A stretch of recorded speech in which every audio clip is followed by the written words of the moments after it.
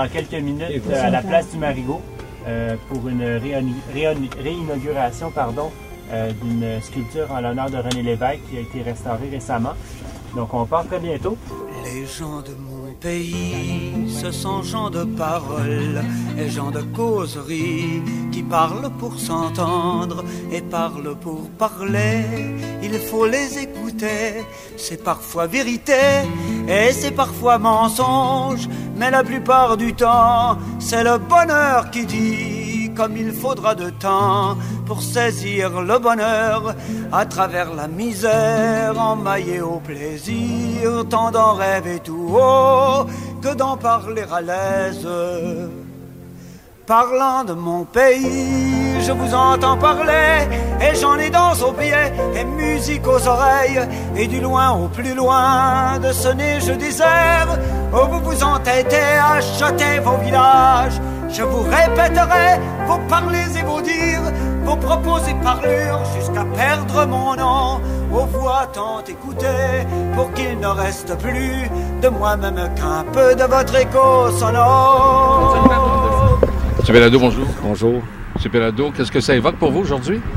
Bien, je suis heureux d'accepter évidemment l'invitation de Mme la mairesse et aussi d'assister au dévoilement d'une œuvre, pas au dévoilement, mais à la réflexion, si je peux dire, d'une œuvre d'un des plus grands Québécois.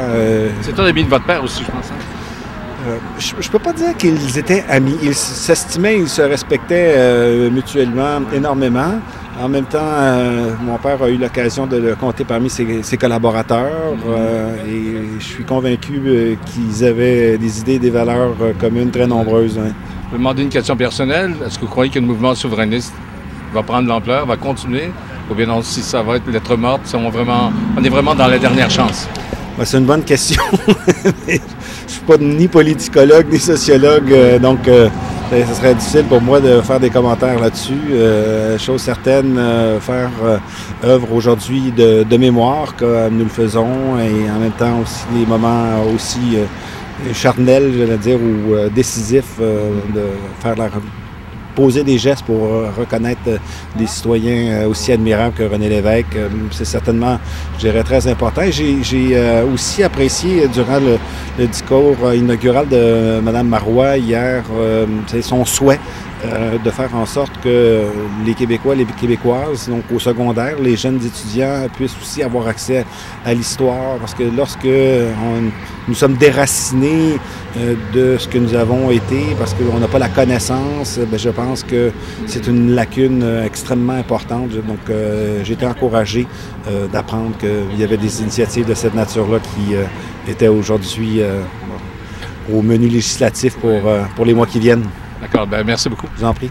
Fait que maintenant, faisons place à un ancien ministre sur René Lévesque, un ancien ministre de plein d'affaires dont je ne me souviens pas toutes, mais des ministères importants.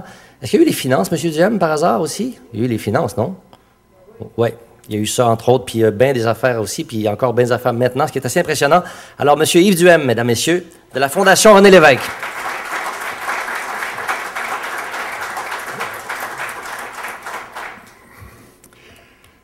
Madame la mairesse, je voudrais d'abord saluer ma collègue Jocelyne Ouellette, qui est ministre élue dans Hall avec 2 voix de majorité. Je voudrais saluer ceux et celles qui travaillent avec moi autour de cette table de la Fondation René Lévesque. Merci d'être là, en particulier Suzanne Lévesque et son conjoint, et Suzanne vous dira un petit mot tout à l'heure. On m'a demandé de vous parler quelques minutes. Je voudrais vous parler de M. Lévesque, mais quelques minutes, c'est pas beaucoup pour parler de René Lévesque. Mais je pense qu'il y a 2 mots clés dans la vie de René Lévesque: l'information et la liberté. Je veux vous rappeler que René Lévesque, pendant qu'il faisait ses études chez les Jésuites à Gaspé, pendant l'été, il était à New Carlisle. Et dès l'âge de 15 ans, il était lecteur de nouvelles à CHNC, New Carlisle.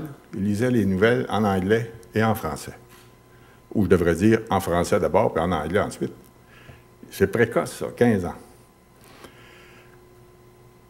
Je vous rappelle qu'il était orphelin à 14 ans. Sa famille a aménagé à Québec. Il a continué ses études avec les Jésuites, mais il est resté en contact avec la radio et plus tard avec la télévision. Alors, je vais essayer d'écourter pour vous dire que à 19-20 ans, il était lecteur de nouvelles à Radio-Canada Québec. CBV, je crois que ça s'appelait. Et il était étudiant en droit à Laval. Il faudrait, pour être plus juste, dire qu'il était inscrit en droit à Laval. Et il avait 22 ans.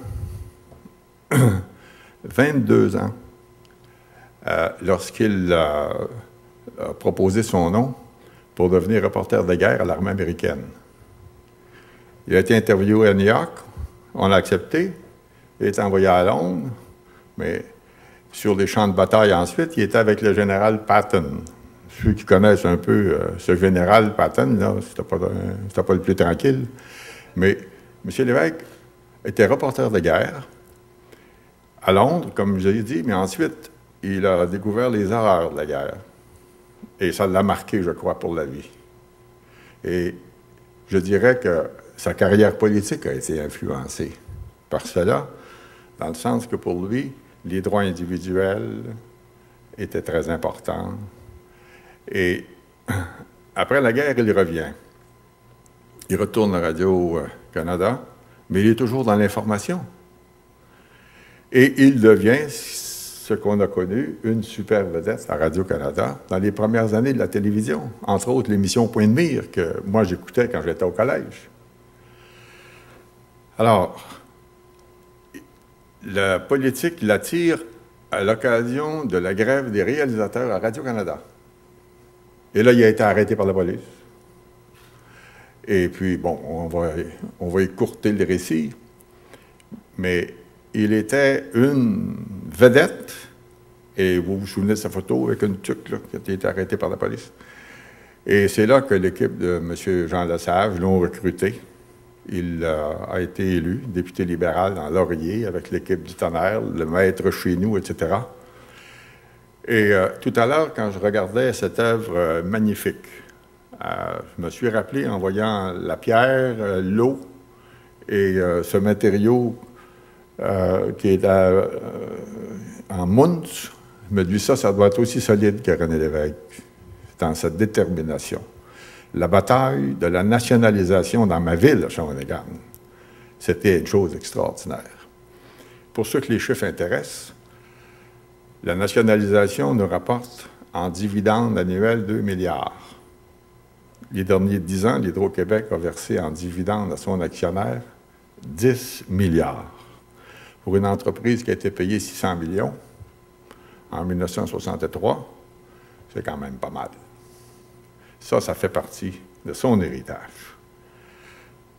M. Lévesque a ensuite quitté le Parti libéral, mais il a poursuivi sa vie dans la foulée du maître chez nous.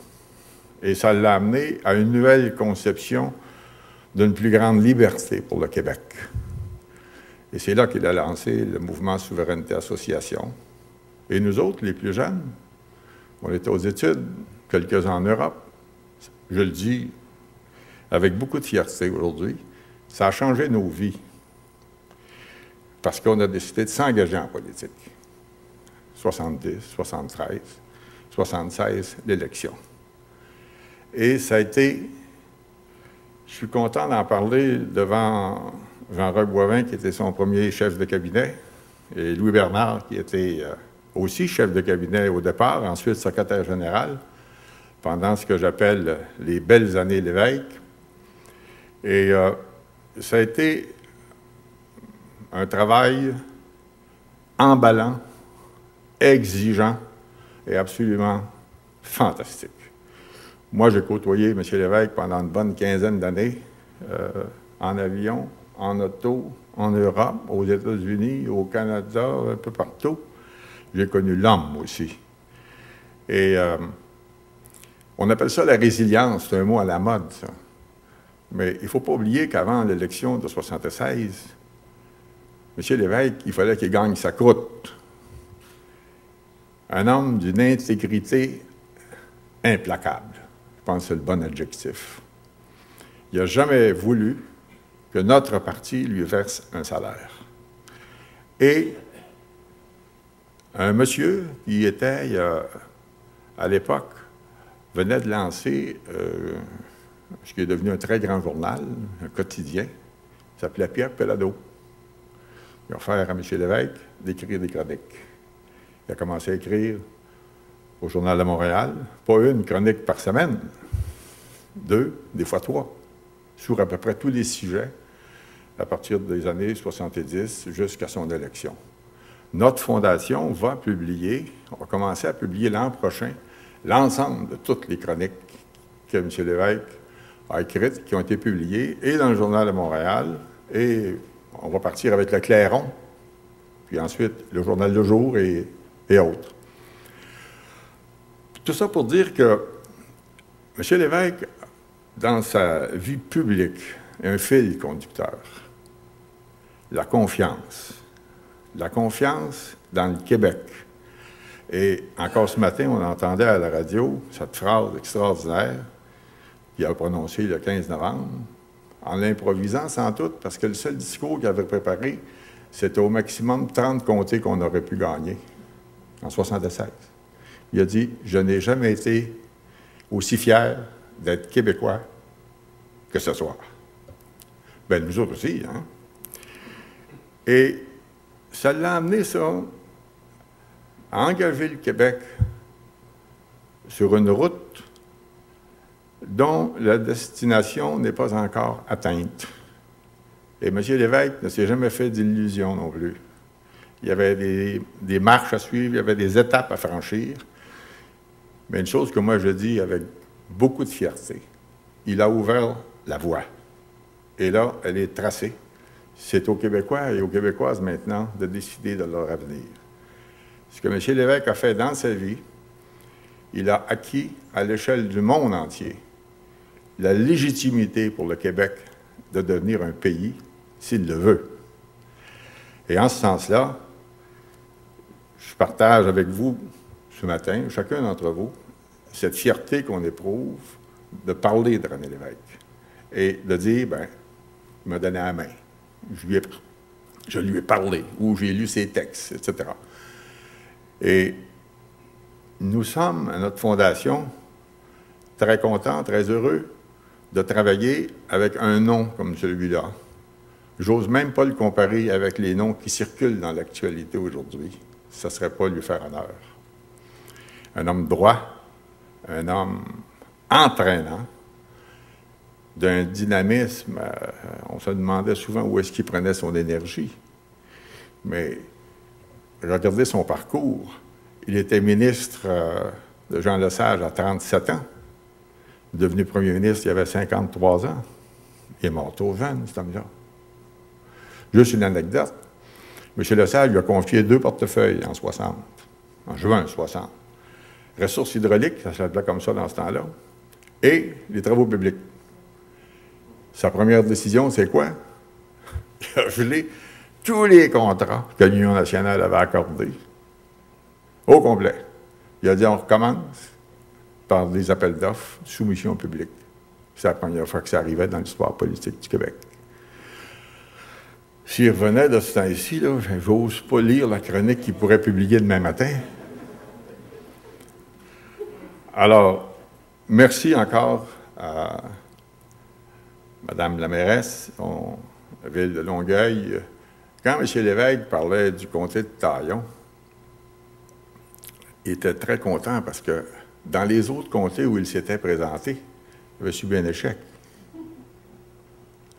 Et lui, comme moi, comme d'autres, qui sommes de la fournée de 1970, on a fait 3 grandes campagnes électorales avant d'être élu à l'Assemblée nationale. Et quand M. Lévesque, moi, je l'ai vu travailler, là, c'est un homme studieux, c'est un brillant, c'est un homme d'État dans mon esprit. Et je n'arrive pas encore aujourd'hui à imaginer comment il a pu traverser un désert de 10 ans, quand il a quitté le Parti libéral jusqu'à notre élection en 1976. Il faut avoir du chien pour faire ça. Il faut avoir du... Où est-ce qu'il est, notre artiste, là? Il faut avoir du monde pour être capable de traverser ces années-là. Enfin, merci au nom de notre fondation. Merci encore une fois à la Ville de Longueuil d'avoir eu cette pensée heureuse, de faire réfléchir les gens qui vont regarder cet ouvrage, parce qu'à première vue, c'est pas évident, vous le dire, mais il va peut-être avoir un écriteau quelque part qui va expliquer ce que vous aviez en tête, et c'est absolument magnifique. Moi, je vous remercie encore une fois au nom de tout notre conseil, et je voudrais maintenant inviter Suzanne Lévesque à vous dire quelques mots. Je vous remercie de votre attention.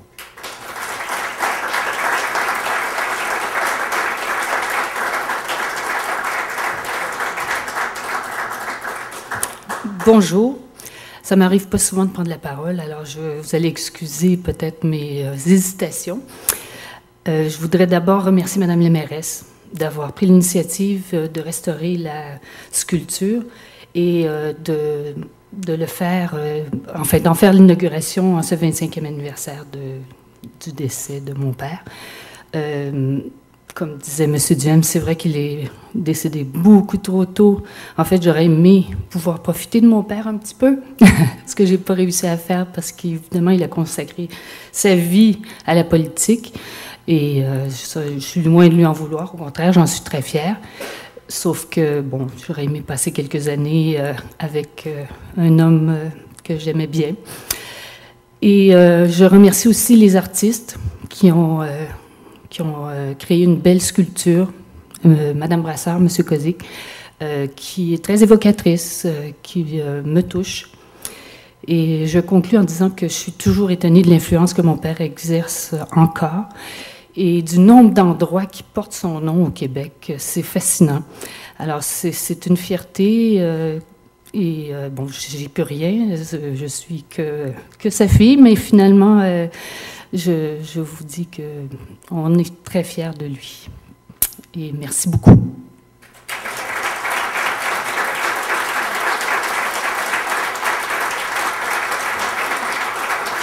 Merci, M. Duhem. Merci, Mme Lévesque. Moi aussi, ça me touche de vous voir parler, Mme Lévesque. Je ne vous avais jamais rencontré. J'aurais bien aimé vous rencontrer avant de jouer votre père, parce que j'ai joué avec vous quand vous étiez petite. En fait, il y avait une actrice petite, puis je l'appelais ma petite Suzanne, puis je la prenais dans mes bras. Fait que c'est bien touchant pour moi.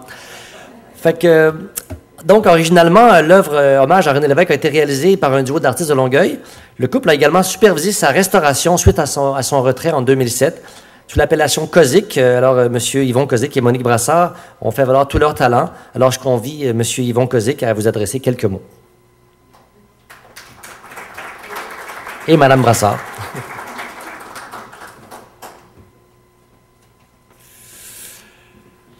Bonjour. Kozik, comme on l'a dit, c'est Yvon Kozik et Monique Brassard. On travaille ensemble depuis plus de 45 ans. Et on est citoyens de Longueuil depuis 1966. On est des fiers citoyens de Longueuil. On est content que la sculpture soit enfin remise en place, même si ça a pris un peu de temps. C'est quand même, tout est bien qui finit bien. C'était tellement une belle journée aujourd'hui, une belle date, une belle anniversaire pour remettre la sculpture en place. Alors, dans le fond, on est bien fiers de ça. Avant de passer la parole à Yvon, là, qui va vous en parler un petit peu de la signification, un petit peu de la sculpture. Pour nous, c'est un petit peu le jour de la marmotte, puisqu'on a déjà fait cet événement en 1988. Alors, je laisse Yvon vous expliquer un peu plus longuement qu'est-ce que c'est exactement que la sculpture Hommage. Oh, je voudrais dire aussi une petite chose, c'est que quand on nous a choisi pour faire cette sculpture Hommage à René Lévesque, ça a été vraiment un hommage pour nous. Et 25 ans et plus tard, c'est encore un hommage pour nous. C'est ce qu'on ne pourrait pas dire de tous les politiciens. Alors, on est encore bien heureux d'associer notre nom à René Lévesque. Merci. Bonjour. Alors, je vais tout simplement lire le petit papier qu'on avait mis sur pied avec notre maquette lorsqu'on l'a présentée, lorsque la Ville nous a invités à soumettre une sculpture. Alors, vous aurez l'explication de cette œuvre qui semble abstraite, mais qui en même temps est une grande évocation. Alors, l'œuvre Hommage à René Lévesque est une sculpture bassin composée de 5 éléments. complémentaires entre eux. Chaque partie évoque un passage de la vie de M. l'évêque. Le tout nous parle de son fier dynamisme qu'il a su transmettre au peuple québécois. Alors il y a une première partie, la partie 1 qu'on a appelée, pour accéder à la sculpture, comme vous avez pu le faire, certains d'entre la majorité de vous ce matin, on emprunte un plan incliné en béton. Cette rampe est encastrée par 2 bassins remplis de roches et d'eau. L'eau circule doucement et continuellement. Cette montée vers la sculpture représente le chemin à parcourir vers un idéal poursuivi. La partie 2, c'est les 2 bassins, sont une évocation des rivières, de l'eau, si présente au Québec, et son utilisation comme hydroélectricité. Domaine dans lequel M. l'évêque s'est illustré, bien sûr, comme quelques personnes ont témoigné avant. Les roches proviennent du bord de l'eau même, du fleuve, le long de la promenade.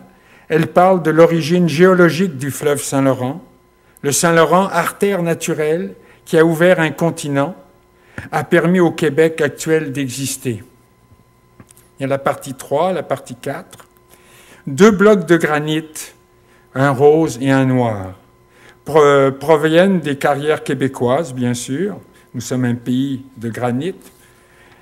Et soutiennent, ces 2 blocs, en fait, soutiennent la forme qui se déploie au-dessus de l'ensemble.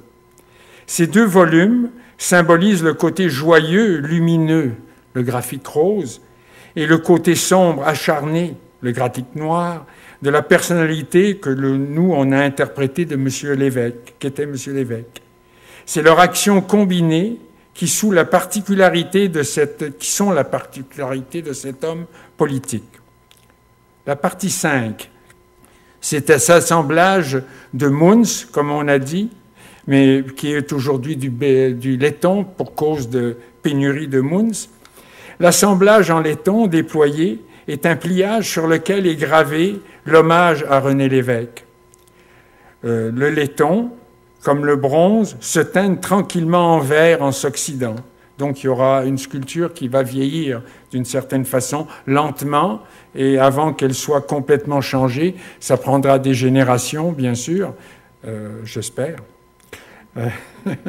La forme de cet élément évoque la feuille de journal qui s'envole et qui n'aurait conservé que le résumé de la vie de l'homme politique.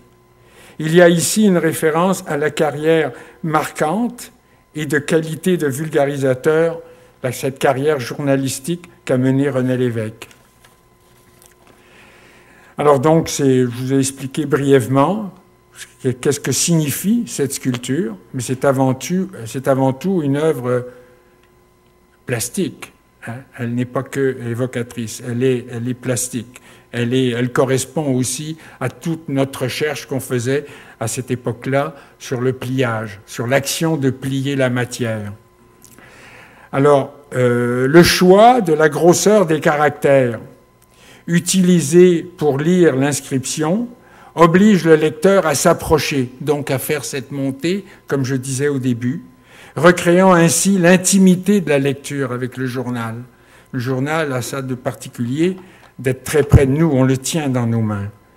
Et le situant au corps même de la sculpture. Par cette montée, la personne qui prend ce plaisir ou cette curiosité de grimper à cette hauteur-là s'incorpore et fait partie de cette sculpture un court instant. Vue de face, la sculpture bassin ressemble à un sphinx. Vous savez, ce sphinx en Égypte, qui a ses 2 pattes et qui attend les gens, comme ça. Cette sculpture, et donc cette vue de face, la sculpture bassin, ressemble à un sphinx qui nous poserait la question « être ou ne pas être ». Merci.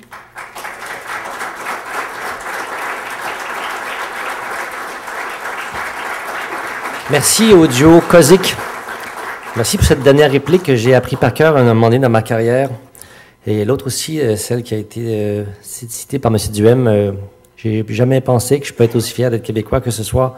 C'est des répliques qui m'ont donné beaucoup de mots de tête dans ma vie et de plaisir aussi. Alors, René Lévesque a été premier ministre donc, du Québec et député de Taillon à Longueuil de 76 à 85, décédé le 1er novembre 87.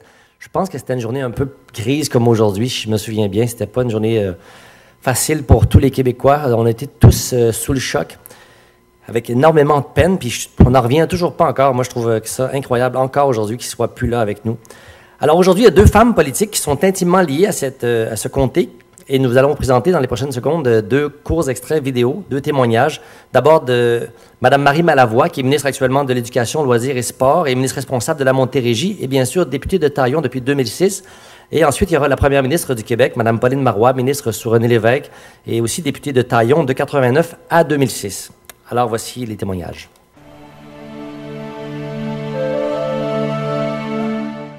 On rend hommage aujourd'hui à René Lévesque, décédé il y a maintenant 25 ans. Cet homme qui fut, vous le savez, député de Taillon, qui fut Premier ministre du Québec, mais qui fut avant tout, je crois qu'on peut le dire ainsi, un Québécois des plus passionnés, des plus convaincus, des plus proches des gens aussi. Je suis moi-même députée de Taillon et je peux vous dire que à chaque fois qu'il y a par exemple une campagne électorale, les gens me parlent de René Lévesque avec sympathie, avec des souvenirs émus parce qu'ils l'ont connu se promenant dans les rues de son comté et parlant avec grande simplicité aux gens. Mais vous savez aussi que c'est un homme qui avait une immense ambition pour le Québec. Il est mort malheureusement avant que son rêve ne se réalise. Il rêvait grand, il rêvait du pays du Québec. Et je suis fière pour ma part de prendre la relève, d'être à mon tour très humblement députée de Taillon. Je célèbre sa mémoire et je peux vous dire qu'il m'inspire encore dans ce métier de la politique. Je crois qu'il inspire beaucoup de Québécoises et de Québécois qui aiment le Québec.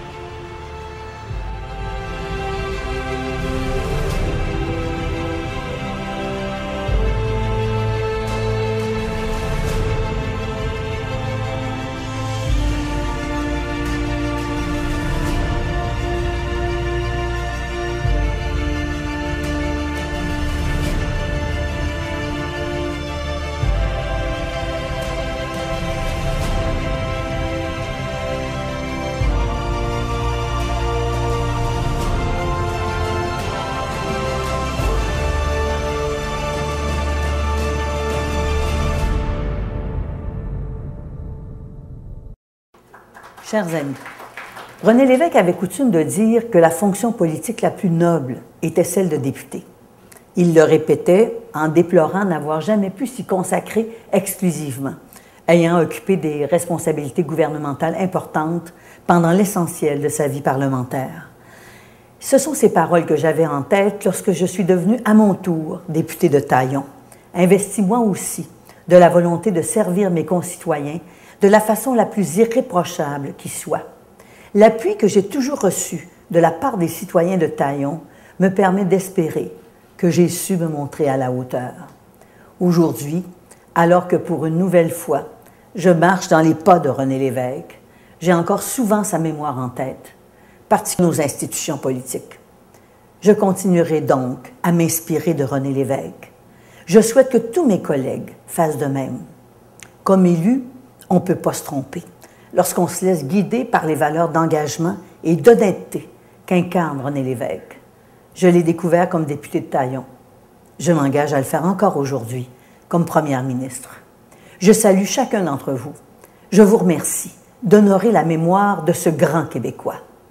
Puissions-nous un jour vivre dans un Québec où les idéaux défendus par René Lévesque seront tous devenus réalité. Celle, entre autres, de nous donner un pays, notre pays, celui du Québec.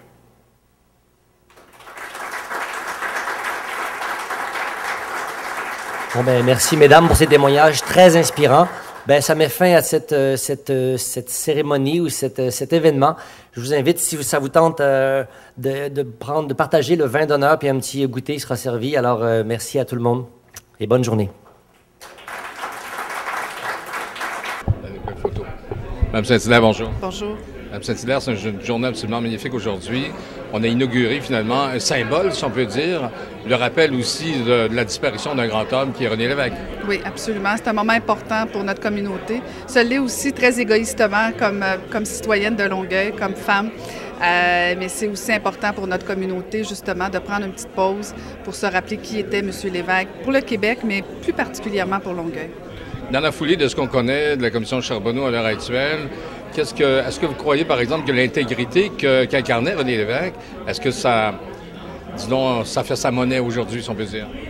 Bien, c'est-à-dire, en fait, j'aurais envie de répéter les paroles que je lisais ce matin d'Yves Boisvert. J'aurais envie de vous dire qu'il nous manque drôlement M. Lévesque aujourd'hui. Et j'écoutais Mme Marois aussi dans le cadre de son discours. Je pense qu'il faut qu'on revienne à ces valeurs-là essentielles. Il faut que ça cesse. Il faut justement nous inspirer de ce que M. Lévesque nous a amené comme héritage en termes structurants, mais aussi en termes d'intégrité. Et c'est dans ce sens-là que je fais de la politique, moi, au quotidien. Je vous entends rêver, douce comme rivière. Je vous entends claquer comme un voile du large. Je vous entends gronder comme une chute en montagne. Je vous entends rouler comme un baril de poudre. Je vous entends monter comme un grain de 4 heures. Je vous entends cogner comme un mer en falaise. Je vous entends passer comme un glace en débacle. Je vous entends demain parler de liberté.